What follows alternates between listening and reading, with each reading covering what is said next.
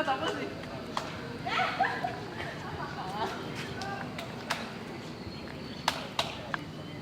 Sa kasalukuyan, nandito tayo sa Hardin Dewana, isa sa mga pinagdadarausan ng iba't ibang uri ng selebrasyon.